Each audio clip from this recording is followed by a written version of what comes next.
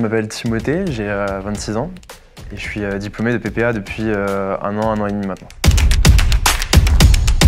Mon poste actuel est commercial grand compte au Stade de France. Ça comprend beaucoup de missions, mais globalement, ma mission principale, c'est de commercialiser le programme hospitalité du Stade de France auprès des entreprises. En fait, au Stade de France, on accueille tous les plus grands événements en France, le meilleur du foot, du rugby et des concerts. Et on met à disposition des entreprises des espaces privés dans lesquels ils peuvent inviter des connaissances, des invités, des prospects, des clients, afin de créer du lien et de fédérer au maximum leur action commerciale.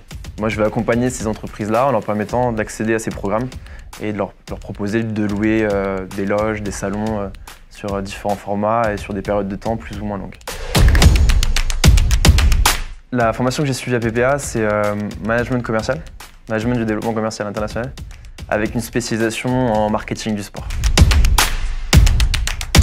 J'ai choisi cette formation-là avec cette spécialisation justement parce que PPA proposait la spécialisation sport. En fait, j'ai un parcours qui est un petit peu atypique puisque moi j'avais la chance d'avoir déjà mon entreprise avant d'avoir à chercher mon école pour le master.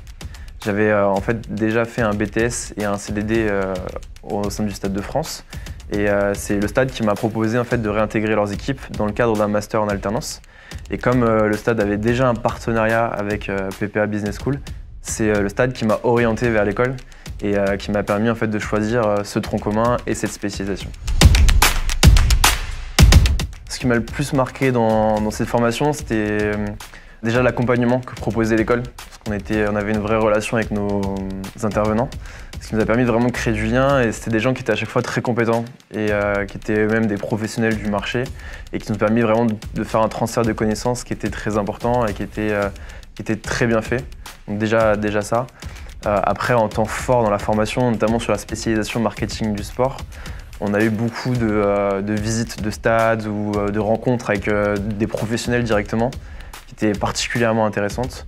On a eu également des exercices qui étaient super intéressants, du type la mission professionnelle où on a dû aller démarcher nous-mêmes un professionnel du marché et lui proposer nos services sur une mission qu'on a créée nous-mêmes et qu'on a délivrée pendant plusieurs mois.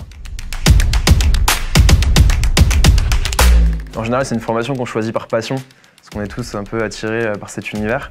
Alors je voudrais en fait vraiment leur donner comme conseil de s'intégrer un petit peu dans le marché. C'est pas facile si on n'a pas la chance d'avoir une alternance dans le monde du sport, dans le sport business.